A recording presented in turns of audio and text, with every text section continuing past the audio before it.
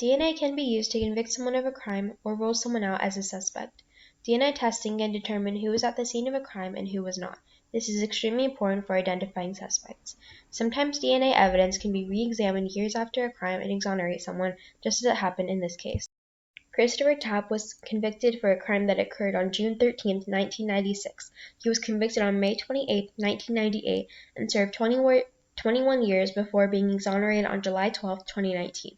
His reasons for conviction included false confessions and informants.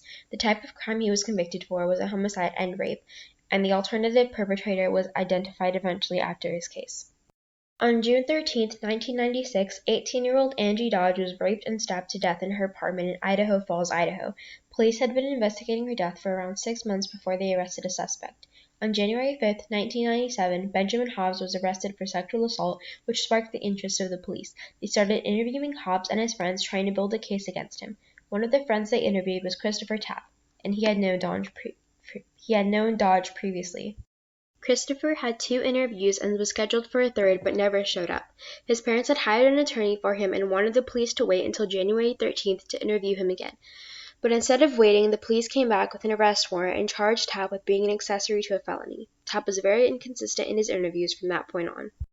In his first interview, Tapp said that neither he nor Hobbs had anything to do with the crime and that he knew nothing about it. In his second interview, Tapp said that Hobbs murdered Dodge and told him to provide an alibi. In his third interview, Tapp said that he was angry at her for trying to break up his marriage. Tapp eventually entered into immunity agreements in exchange for true information. On January 18th, Tapp was interviewed again, but there was a new problem. DNA tests had come back and excluded Tapp and Hobbs as the sources of semen on Dodge's body and clothes.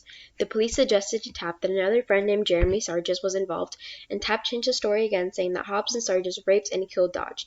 DNA results for Sargis came back as negative, and his alibi checked out, so he was excluded as a suspect. Tapp's immunity agreement was voided since he had been untruthful. Tapp was eventually taken to the crime scene where he changed his story again. This time he said that he himself had held Dodge down during the rape and stabbing. He said that Hobbs was there, and so was Hobbs' friend Mike, whom Tapp did not know. When Tapp was being given his 5th polygraph, he said that he had cut Dodge across the breast and joined in the assault because Hobbs had threatened to kill him. He passed the test, but it was noted that he was deceptive about his answers in participating in the assault. On February 3rd, Tapp was charged with first-degree murder, rape, and use of a deadly weapon in commission of a felony. Hobbs was never charged in Dodge's death, and Sargis had been initially charged as an accessory, but the charges were dismissed. Tapp's trial began on May 12, 1998. The confession tapes and the police explanations of their contents took up much of the trial. Tapp's involvement in the crime had steadily increased as the pressure from detectives increased. There was also a young woman that testified and said that she was at a party a few days after Dodge was killed, and she overheard Tapp and Hobbs talking about the crime. She said that she heard Hobbs say that he killed Dodge because she owed him money for drugs.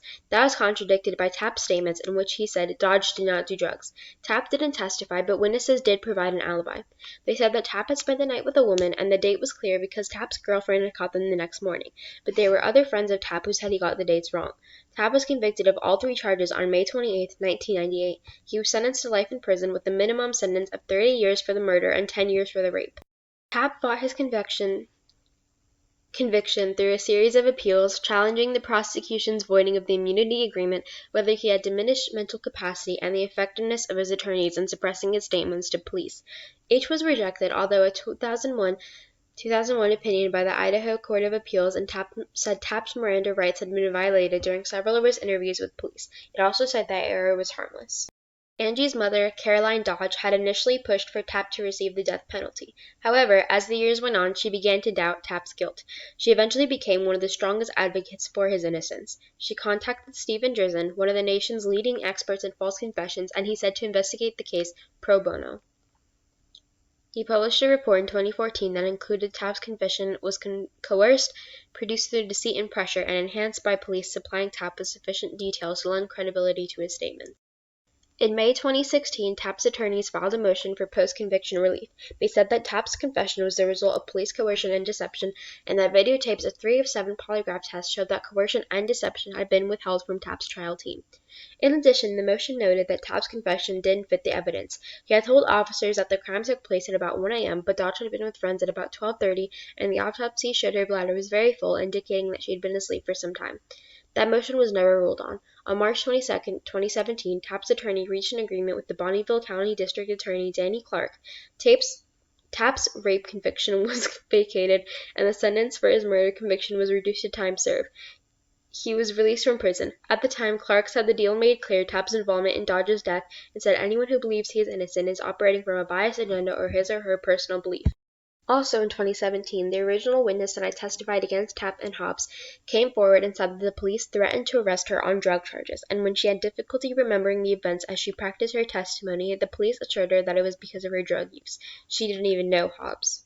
After Tapp's release, the police began working with a technology company called Parabon Nanolabs to find a match for the DNA sample. After creating a genetic profile from the sample, Parabon compared it with profiles submitted to genetic databases by people looking to identify relatives or discover their ancestry. Starting with samples in the database, Parabon was able to use other records to build a family tree of potential donors using genetic genealogy. The first 6 samples from that tree didn't match. Then, the analysts learned that there was a 7th potential donor, a man named Brian Dripps. Dripps had lived across the street from Dodge and had been questioned by police earlier in the investigation before the focus turned to Hobbs and then to Tapp. Dripps now lived in Caldwell on the other side of the state. The Idaho Falls police surveilled him, waiting for him to leave a DNA sample through a discarded cigarette or drink can. Eventually, they recovered a cigarette butt, and the testing showed a match. Dripps was brought in for questioning, confessed, and was arrested on May 15, 2019 for murder and rape. He said he had acted alone and did not know Tapp. On July 17, 2019, Tapp's murder conviction was vacated. Judge Alan Stevens said, "As far as the court is concerned, you are clear of the charges you have been living under for the past 20-plus years." This was believed to be the first time that genetic genealogy had been used to exonerate a defendant. Afterwards, Tapp said, "I'm so thankful that I've been given this second chance at life. I've wasted 20-plus years of my life for something I never did, but I also grew up over those 20 years." Clark, the district attorney who 2 years earlier had said Tapp was involved in Dodge's death, joined the new motion to vacate his murder conviction. He said, "We stringently try to hold those who are guilty accountable, and sometimes that comes late." The police could have done a lot more testing because they already had determined that neither Hobbs's nor Tapp's DNA was at the scene. They based the entire conviction on Tapp's inconsistent stories and a false witness.